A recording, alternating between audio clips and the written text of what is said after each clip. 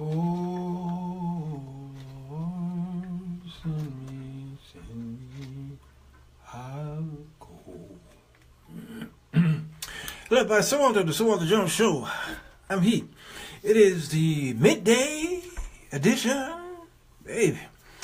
Yeah, I want to talk about something here that is kind of important for us who live in America as we know it today. DACA. I'm going to go real quick here if I can to educate some of you who are asking me questions about what DACA is, why is it important that we pay attention to it, and do it affect us as African Americans, and do it affect our neighbors. I lived in a Hispanic area for many of years, Humboldt Park here in Chicago, where it was both Mexican and Puerto Rican, well, the things that we did not pay attention to as African Americans back during the Obama years was some things that affected us in our neighborhoods, but we just was trying to fight, was try to look at the plight of the black man, or when the police was beating us and shooting us and things like that, and then in came Black Lives Matter and many of the things, the struggle of us as Americans, African Americans, we were paying attention to us. And we heard DACA, and then we said, well, that's just something that them other folk would have to deal with. Not understanding that many of this stuff do affect us, and especially if you own a business, if you're an entrepreneur, or if you need certain services, and the people who mow your lawn and come into your house and do things for you, and you go to their stores. This DACA thing is important. There's a debate going on here on CNN, and this woman says something that's very vital for those of you who may not understand the statistics behind DACA and the people who are being protected by it. Let's listen right quick.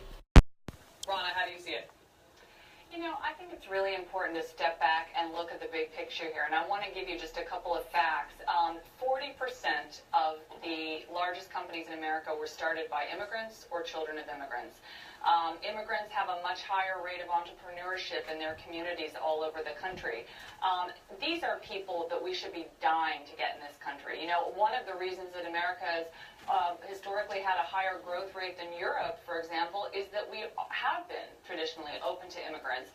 You know, I have to come clean and say my father is an immigrant that came to this country, started a business, employed many people. It is amazing to me how quickly the business community has come out, just made blanket statements saying, we have to do this. We have to support these people. You see the U.S. Chamber, the Business Roundtable, executives like Mark Zuckerberg and Jamie Dimon saying, we need these people. Tim Cook, exactly. We need these people. I think that that's very, very telling. All right. That's Ronna. Her name is Ronna. I can't pronounce the name. That's who she is. And she's absolutely correct. We do need these people. And again, I'm an entrepreneur. Some of you work, have jobs that you're just trying to create, and we do need these people. And the hands actually that Donald Trump bit were his own voters, believe it or not. And I'll tell you what I mean by that here in a minute here. But for those of you who don't know, let's see what the Googlesphere say about what DACA really is. It's called Deferred Action for Childhood Arrivals. That's what DACA stands for. It's an American immigration policy founded by the Obama administration in June 2012. I am a stickler. I am a believer of immigration reform. I'm not just one of those guys that say let anybody in. I'm not that way. I truly believe that we don't just leave the gates open for just anybody just come in here and do whatever. No, I am actually for reform, but righteous reform. It allows certain illegal immigrants who entered the country as minors, hear that, minors, to receive a renewable 2-year period of deferred action from deportation and eligibility for a work permit. It's not just something that was given to all of these people. They have to go through a structure, an approval factor, and pay a fee for an application, and they have to have a high school diploma, and they have to not have criminal records. Okay, if they do, it's a small misdemeanor. Other than that, they can't be on this system. So it's really a system that they looked over. The policy was created for acknowledgement that these students have been largely raised in the United States, and was seen as a way to remove immigration enforcement attention from low priority individuals with good behavior. Understand that. And the illegal immigrant student population was rapidly increasing. Approximately 65,000 illegal immigrant students graduated from U.S. high schools on a yearly basis. And from the start, the Pew Research Center established that up to 1.7 million people might be eligible. That's a lot of people, all right? Now, really what this fight is all about is constitutional, I call it constitutional conservatism. It's really what it is. Since Trump got in office, since he was, the things that he's been doing what he's been doing is paying attention to everything that Barack Obama was doing, okay? He wants to rescind everything, even things that benefit people. He's trying to prove a point here. So a lot of things that he do is not from the heart of the man. It's from the mind of the man, or the eye of the man, or it's from the heart. I mean, let me rephrase that, because I could be absolutely wrong. Bigotry and racism and hatred is from the heart. It lies deep in the heart and the soul of men who hate people. So it is from the heart. His actions are stemmed, yes, from some of the way he really feels, the way he was raised from his parents. But a lot of the decision that he's making on how he's doing it is coming from his head, and from what he sees from his eyes, and his people, the people who are around him. Okay, you understand? That's why I had to rephrase the whole heart thing, because people say God knows my heart, and God says, yeah, I know your heart is wicked. Who can know it? Trump is going to hell with gasoline. Okay, I don't know about there's not too much at all righteousness with current administration. Yes, exactly. So let's look at this with an open eye. It's constitutional conservatism. Barack Obama did something that the people felt, that those in Congress, or those who were Republicans, felt that was not his constitutional right. All right, let's examine it. The three branches of the government, we know: the legislative, the judicial, the executive. The executive have no more power than the legislative, which have no more power than the judicial. They have they have equal power. They're separate but equal. Understand me? And the executive branch cannot pass laws or make laws. The president do have what's called executive privileges, but that is kind of written out, named out, okay, so that he won't extend those privileges to where it cross over to a legislative area of the branch, okay, or the bridge that we're all three are on. All right, so, but what Barack Obama did was nothing different than any other president that I know, from him going all the way back possibly 50, 60 years. I think almost every president made an executive decision that borderline over to the legislative branch. Trust me on that, especially as it pertains to immigration reform. All right, hear me. They dropped a bomb on us in Pearl Harbor. The United States, every battle, and I'm preparing a show about this, okay? Every battle, every war that the United States was in, the United States threw the rock. Y'all like, that's not true. They came over here and bombed us in Pearl Harbor. Guess why? All right. Did we know about it? Ooh-wee. Did we know that 911 was going to happen? And did they not have emails? Okay, I can't even go on. That's a whole nother show. All right. So we had our hands in the reason why the war is lucrative. Okay, it's lucrative. We are a belligerent nation, and we love to enter war. So what happens if Congress don't pass a law or declare war, because they're the only ones who can declare war, all right? And the only time we've seen that happen was during the Pearl Harbor incident, which got us into World War II. That was the only time, but even that was a push. We pushed ourselves into that war. All right, so it looked like, it appeared to the American people, oh my God, look what happened. This happened over there. So they have to do it now. Well, we were already in it. We wanted to be in it. And war made us a superpower. Do y'all understand what I'm saying? But Roosevelt, what did he do? Immigration. What did he do with the Japanese people? He put them in internment camps. Yes, he did. It was one of the most disgusting things that America, well, one of the most, really one, because, you know, we know about slavery. If y'all never heard of that, Google it. But it was a horrible thing to take all these people and push them. Okay, now, they may not have been pushed overseas, but they were put in camps. It was really just like what's going on. Well, you're like, when did it happen again? Well, look at Eisenhower. Y'all don't remember what he did with those Mexicans? He gathered all those Mexicans. This was him. This wasn't necessarily Congress. This was an executive order to get. Okay. All right. So this whole DACA thing really is the Trump administration saying, let me find another way to pee off these Obama lovers. I'm going to take another one of his actions. And now, why is he doing it right now, though? In the midst of all this stuff that's going on, why is he doing it right now? This is a shell game. Congress meets probably, about 100 days a year or more, okay? They meet twice as less than when you work on your job about 40 hours a week. Congress works much less than that, and when they are in session, they ain't working. They're not.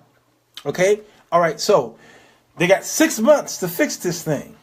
In the midst, okay, of the stuff that's happening, which will distract them.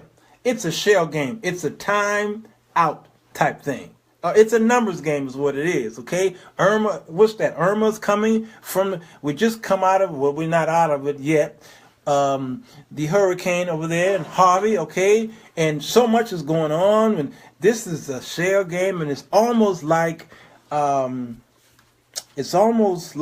Clinton and this wag the dog. Yeah, is that what's it called? Remember this Monica Lewinsky thing and all this? It's like a wag the dog thing. So why are you paying attention to you as the president and the administration? Why? Why are you messing with the people in this deferred action for children arrivals? Why? Why now? Why pay attention to DACA? Why? Okay? Is this really your heart saying, I got to find a way to continue to stir up these folk who I cannot stand? So every few weeks, let me do something about immigration. You notice that they are in love with immigration talk. They are infatuated by immigration talk, and they try to do everything they can because they put the ban on those particular nations who couldn't come over here. Every month, he focuses on that. Why? Because that's where his heart is. That's what his heart is. 780,000 of these young men and women are protected through DACA. Okay, there's no children in this. These are really young adults. Okay, so Congress they've been given this duty to pass an act, a dream act. Both sides are fighting over this thing, and this is not going to let up. Senator Dick Durbin of Illinois, okay, was lied to because he was there at the inauguration, and President Trump said to Dick Durbin, I love those kids. Don't worry about DACA. I'm not going to mess with it. Don't worry. We're going to do something about DACA to help those kids out. What happened? That was January. It's now September. Look what he's doing to help them out. You see, this man looks in your face and says, I love you. I'll protect you to the very end. And then when the rain comes, see, what they're doing is, they're going to, after this thing is over, if Congress don't step up and do anything in 6 months, guess what happened? They're going to tell those kids, go back home. Well, guess where home is for those kids? Here in America. They're going to like, Mama, ain't this our home? Well, yes, this is our home. Well, why they telling us to go back home? It's like telling African Americans, go back to Africa. I ain't never been to Africa. Not a plane ride, not a boat trip. I couldn't drive, can't drive there. I never been. So how are you going to tell me to go back home? I ain't never been to Africa. Okay, I was born here in America. All right? So that's what's happening here. Now, here's the thing. He's biting the hands that fed him. Who? White evangelicals are not liking this at all. Why? Okay, let me tell you why. All right? This is only going to be just a few minutes. I'll be done. All right. There's an article here. Says, in response to the threatened September 5 lawsuit by 10 conservative state attorney generals, the president is expected to soon tighten or terminate DACA, which has allowed 800,000 dreamers over the past 5 years to work and attend school without the threat of deportation. Now watch this. Among them are many young church leaders. Hispanic Americans are one of the fastest growing demographics in evangelism, okay, or evangelicalism, surging in Pentecostal and Assemblies of God traditions, as well as among Southern Baptists, where a majority of new church plants are now non-white. He said, don't worry, they will have an order for AA soon. Yep, that's true, Shantae. Yep. Open the door.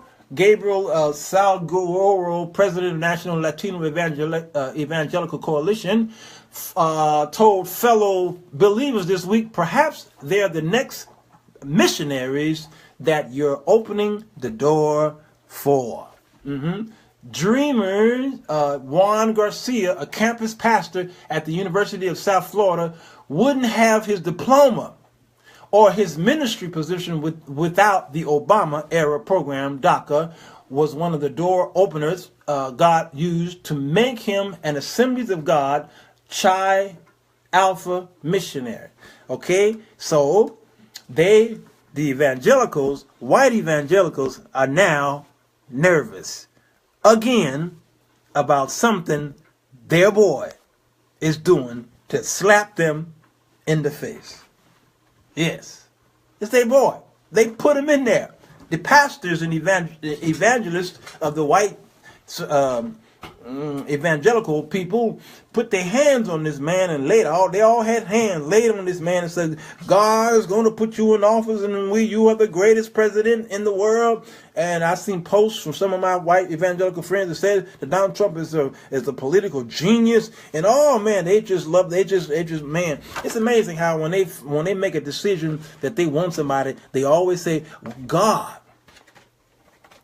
chose this man to rule and this nation into the, I don't know, the upper echelon atmosphere of holiness. And it's just, how could you? Okay, I think it's called delusion.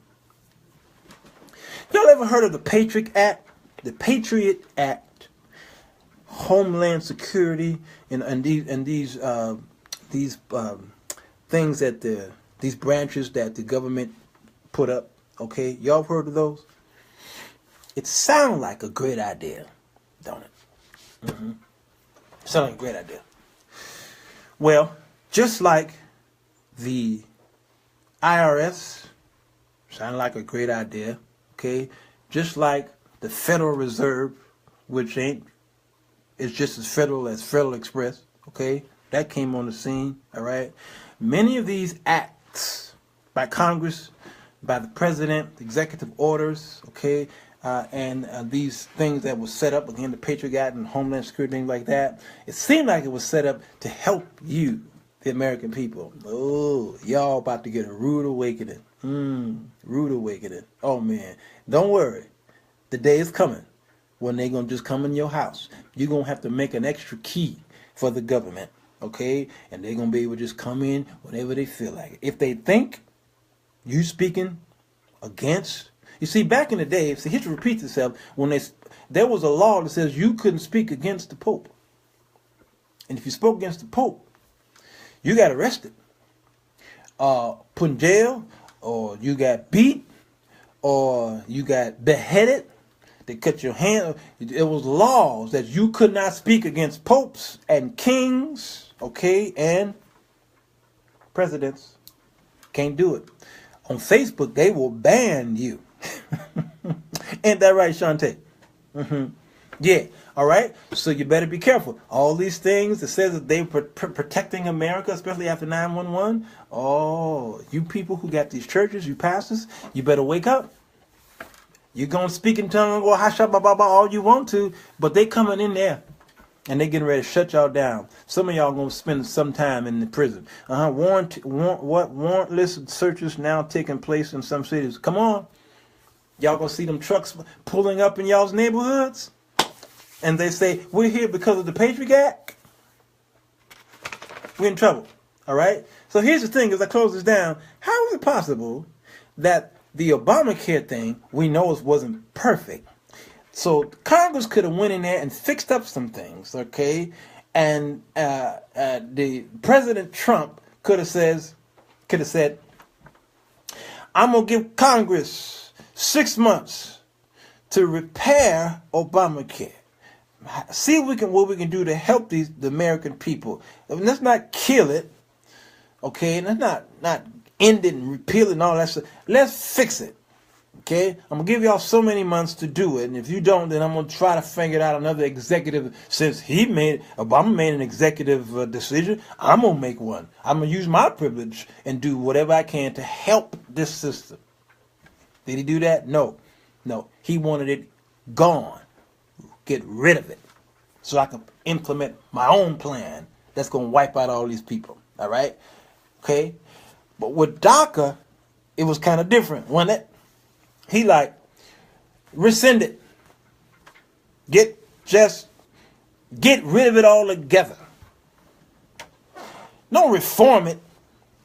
Don't let me come up with a way so that I could figure out what to do to help these young men and women. No, kill it. But he knew he couldn't kill it because this was an executive order by the past president, and he figured, well, all right, I'm going to have my own order, but here's what I'm going to do. So that I won't get all the people marching in the streets and fighting me, I'm going to let Congress, I'm going to tell them they got 6 months or we're going to have to do something about this, okay? You see, it's a shell game. Oh, man, my dog's bigger than your dog. And you say that this man love you?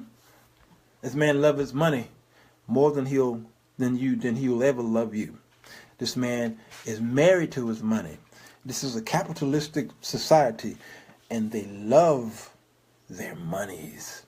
And they love debt, because debt is what got America as strong and powerful. And debt is what's also going to destroy us. We're going to implode like the Roman Empire. I'm trying to tell y'all this. You think I'm crazy, and I am. Ivans was a constitutional law major. Okay, what he says, Trump is just a rich idiot that's flying by the seat of a bag. Okay. Tommy, tell us how you really feel, okay? Because I'm not sure if you're being honest with us with how you really feel. All right? So those of you just joined in, go ahead and rewind this tape and hit the share button. Those of you on YouTube, go ahead and hit the subscribe button. We're talking about DACA. You're going to be hearing about it all day today and tomorrow and possibly the next day until there is another type of fix, all right? Well, if Congress jump in here and fix it, that means Trump's administration, they won. They got Congress to do something. Something that the Obama administration fought hard for 8 years to try to get Congress to move. And Congress sat on him like this. Sat on him. We ain't doing nothing. We're taking the American people's taxes and their money, and we're sitting on it. Whether we work or not, we're going to get paid. We're going to cut your pay. We're not going to raise that pay. We're not going to give you good health care, but we got the best health care in the world. We're making $107,000 a year, and we're living in great neighborhoods and houses and homes, and we got security whenever we want to. Yeah, we're going to sit here and do nothing. Yeah, that's why y'all voted me in here, all right? So that's what's happening here with this whole DACA thing. America has never been a Christian nation. God is against what we're doing, and these people, 800,000 of them could possibly be deported. That's a lot. But watch this. That's a lot of work, though. To deport all those folks like that, that's a lot of work. Okay, so I don't really think that that's going to happen without the backlash that we see this coming. Okay, this apparently was something really big when you got Dick Durbin and the Democrat majority leader, and then you had Graham, the Republican guy. They coming together and making a news report right now. They both talking a news conference because it scared them. Congress was like, what is this man doing now? Well, you voted for him. Obama was a constitutional law major. Okay, that's what you meant to say, because I'm like, what is Ivan's? Who is Ivan? I knew that was a typo, Tommy. I'm going to call you Typo Tommy. That's your new name. Everybody type in there, Typo Tommy. All right? So pray for the children. Pray for the family of those. And again, it's those of you who don't live in neighborhoods like where I live in, and some of you where you have Hispanic neighbors, you will understand. This show means nothing. DACA means nothing to you. And what I've discovered is that a lot of times when people ignore the plight of other people, struggles, what have you, they just go on and says, oh, we're fine in our plush homes. We're doing fine. Don't worry about those people. God will take care of those people. And that's what the white evangelicals did in the 1960s and 70s it goes further back than that, of course, all through the 1900s when we were being lynched. We were strange fruit on the trees. The KKK was getting strength, okay, and coming, breaking in your house and pulling your boy out of his bed and taking him down there and hanging him in the garage and shooting his body, okay, and then burning his body and throwing it in the water, all right, so people can find it. Y'all know who I'm talking about, right? And his mama had the casket open so that you can see his puffy face, all right? This stuff was happening down there in the South. He wasn't the only one. There was a lot of that going on. He just hit the news because it was just such a tragedy that these white evangelicals stayed in their churches and they were singing "Nearer, my God, to Thee" and "Holy, Holy, Holy." Knew this stuff was going on around their churches and they ignored it. Matter of fact, when they came out of church, they heard there was a rally that night because there's going to be a hanging, and they put their Bibles down, said "Amen," and then that night there they were with their entire family, children and everybody. They were out there having a picnic while this black boy was being hanged on the tree, and it became a public spectacle. It was the party of that day. And they went back into their white churches and sang "Holy, Holy, Holy." Meanwhile, a lot of the things that were going on, and then the abortion situation started happening in the 60s and 70s, and those evangelicals said, that's a Catholic fight. That ain't our fight. We're fine. Our white women ain't having abortions. And then they found out, oops. Yeah. I just saw the Till exhibit at the museum. Very powerful. Oh, yeah. Emmett Till, right here in Chicago. My bishop, Bishop L.H. Ford, that's one of the, when you see a picture of Mammy Till, what's her name? What's Till's mom's name? She was crying and the two men were holding her up. That famous picture. That's both two coaching men holding her up. My father in the Lord. Bishop Ford, and then of course Isaiah Roberts Temple right here celebrated 100 years. Okay, and it just we're more a part of history than we know. Yeah, what the white Germans did as well. That's a part of my I can't wait until I'm done with this production because the white Germans did do that, and the world showed them something because they made those white Germans leave their homes and they marched them over there to the internment camps and made them bury those Jews that their brothers and sisters burned or buried or shot or gassed. Them white Germans had to dig them bones up and give them a proper burial. And many of those women, German white women, were then they were displaced from their homes as well, and many of them were raped by the soldiers. It was a horrible situation on both sides. All those Jews lost their lives because of bigotry and prejudiceness and hatred. But the ones who ignored it, they had to bury those people, and they lost their homes. They starved to death, and the women were raped. If Germany, not a lesson for the American people, I don't know who gonna get the message. Okay? So that's the story there, and I'm sticking to it. You're going to hear more about this fiasco on your news today. Meanwhile, Hurricane Irma is the largest hurricane in the Atlantic right now by wind gust. miles per hour. It is the largest they had ever seen. You think that Harvey was something. Irma is a Category 5 right now, and it is playing with the tip of Florida right now, and they're hoping, we're praying, as I watch the Weather Channel, that there is a cold front coming down. All right, which will probably keep that gust down further south, so that it will stay within the Atlantic and stay east of Florida and or possibly southwest of Florida, and not get land or touch down on land. And it could be the worst if that did happen, because it would cover such a vast part of Florida, from the tip down there, Fort Lauderdale, of course, further down, Miami, all the way up to possibly Tallahassee. That's a lot. All right, so let's pray for the state of Florida that another Harvey not happen. We're still, of course, praying for Houston, and also sending our monies and relief to the people that are down there. Okay. All right. Yes, it's Mammy Till. Thank you, Lady Rochelle. Mammy Till. All right.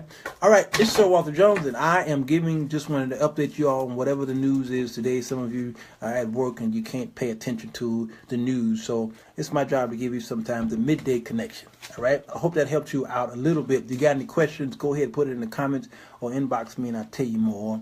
Meanwhile, keep your eyes open. Wake up, people.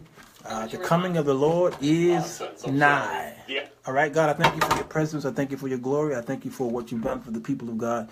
Help us to understand, keep our eyes open, so that we can see, watch, and be able to instruct our children on what to do next. Your coming, we can see it. We can see it by the weather patterns, God. We can see it by the wars and the rumors of wars. We can see it by the nation against nation, and we see it by the religion against religion. We see it by the kingdoms against the kingdoms, God. We see it. You said it. It was going to happen. Here it is, God. So our eyes are open, and we will inform. When we see it, we will inform. And we thank you, God, for keeping us alive and keeping us safe. Help us to evangelize even the more. In Jesus' name I pray, y'all. Thank God and amen. Go ahead, hit the share button. Those of you who are on YouTube, go ahead, hit the subscribe button. I know you don't like me over there, especially over there. Y'all put the thumbs down. That just gives me an excitement when I see the thumb. I'm excited because I know there's somebody that don't like me. Woe unto you when all men speak well of you. All right, y'all. See you tonight. Evening manna, maybe. I don't know. Let's see what happens to the rest of the day. Peace to you. Bye-bye.